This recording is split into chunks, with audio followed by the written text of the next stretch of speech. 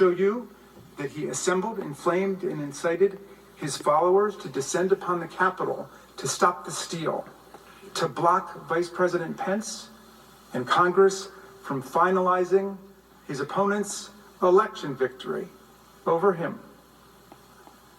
It will show that he had been warned that these followers were prepared for a violent attack, targeting us at the Capitol through media reports, law enforcement reports, and even arrests.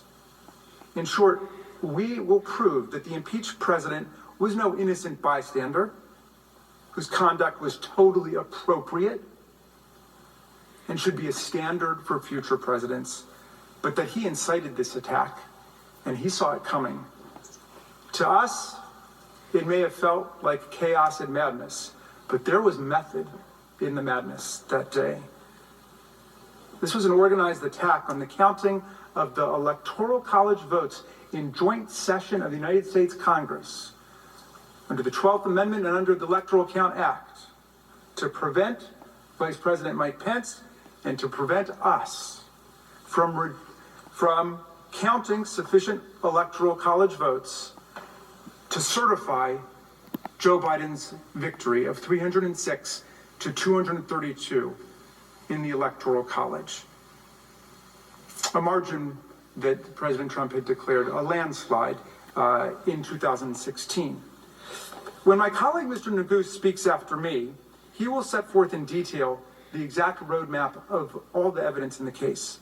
My fellow House managers and I will then take you through that evidence step by step so everyone can see exactly how these events unfolded.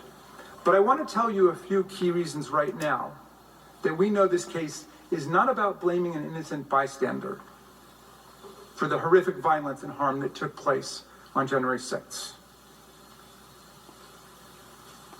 This is about holding accountable the person singularly responsible for inciting the attack. Let's start with December 12th.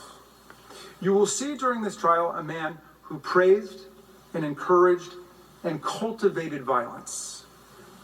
We have just begun to fight, he says, more than a month after the election has taken place. And that's before the second Million MAGA March, a rally that ended in serious violence and even the burning of a church. And as the president forecast, it was only the beginning. On December 19th, 18 days before January 6th, he told his base about where the battle would be that they would fight next. January 6th would be wild, he promised. Be there, will be wild, said the President of the United States of America. And that too turned out to be true. You'll see in the days that followed, Donald Trump continued to aggressively promote January 6th to his followers. The event was scheduled at the precise time that Congress would be meeting in joint session to count the Electoral College votes and to finalize the 2020 presidential election. In fact, in the days leading up to the attack, you'll learn that there were countless social media posts, news stories, and most importantly, credible reports from the FBI and Capitol Police that the thousands gathering for the President's Save America March were violent, organized with weapons, and were targeting the Capitol. This mob got organized so openly because, as they would later scream in these halls, and as they posted on forums before the attack, they were sent here by the president. They were invited here by the President of the United States of America. And when they showed up, knowing of these reports that the crowd was angry and it was armed, here's what Donald Trump told them. President Trump whipped the crowd into a frenzy, exhorting followers, if you don't fight like hell, you're not going to have a country anymore. And then he aimed straight at the Capitol, declaring, you'll never take back our country with weakness. You have to show strength, and you have to be strong. He told them to fight like hell, and they brought us hell on that day. Incited by President Trump, his mob attacked the Capitol.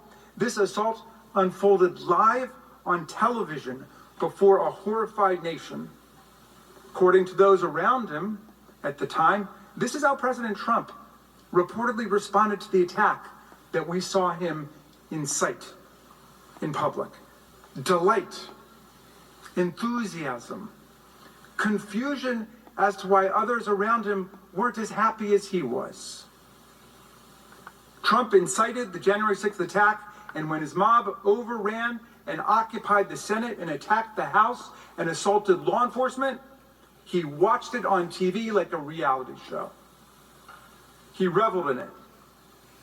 And he did nothing to help us as commander-in-chief. Instead, he served as the inciter-in-chief, sending tweets that only further incited the rampaging mob. He made statements lauding and sympathizing with the insurrectionists.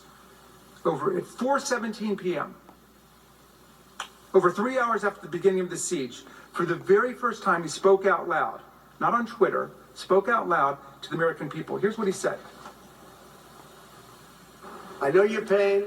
I know you're hurt. So you might be saying, all right, the president is going to console us now. He's going to reassure America. He knows our pain. He knows we're hurt. We've just seen these horrific images of officers being impaled and smashed over the head. We've just been under attack for 3 hours. But here's what he actually goes on to say. I know your pain. I know you're hurt. We had an election that was stolen from us. It was a landslide election, and everyone knows it, especially the other side. So you think he's about to decry the mayhem and violence, the unprecedented spectacle of this mob attack on the U.S. Capitol, but he's still promoting the big lie that was responsible for inflaming and inciting the mob in the first place. If anyone ever had a doubt as to his focus that day, it was not to defend us, it was not to console us, it was to praise and sympathize and commiserate with the rampaging mob. It was to continue to act as inciter-in-chief, not commander-in-chief, by telling the mob that their election had been stolen from them. Even then, after that vicious attack, he continued to spread the big lie. And as everyone here knows, Joe Biden won by more than 7 million votes and 306 to 232 in the Electoral College. But Donald Trump refused to accept his loss even after this attack. And he celebrated the people who violently interfered with the peaceful transfer of power for the first time in American history, and did that at his urging.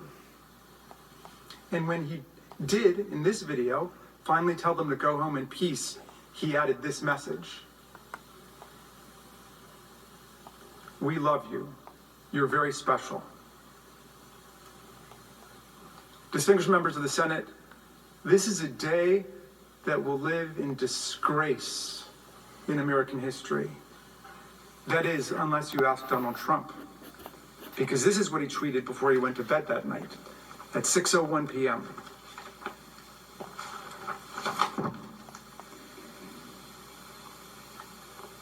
Not consoling the nation, not reassuring everyone that the government was secure, not a single word that entire day condemning the violent insurrection. That's what he says. These are the things and events that happen when a sacred landslide election victory is so unceremoniously and viciously stripped away from great patriots who have been badly and unfairly treated for so long. Go home with love and in peace. Remember this day forever. These are the things and events that happen when a sacred landslide election victory is so unceremoniously and viciously stripped away from great patriots. In other words, this was all perfectly natural and foreseeable to Donald Trump. At the beginning of the day, he told you it was coming. At the end of the day, he basically says, I told you this would happen. And then he adds, remember this day forever. But not as a day of disgrace, a day of horror and trauma, as the rest of us remember it, but as a day of celebration, a day of commemoration. And if we let it be, it will be a day of continuation, a call to action, and a rallying cry for the next rounds of insurrectionary justice, because all of this was totally appropriate. Senators, the stakes of this trial could not be more serious. Every American, young and old and in between, is invited to participate with us in this essential journey to find the facts and share the truth. Trials are public events in a democracy, and no trial is more public or significant than an impeachment trial.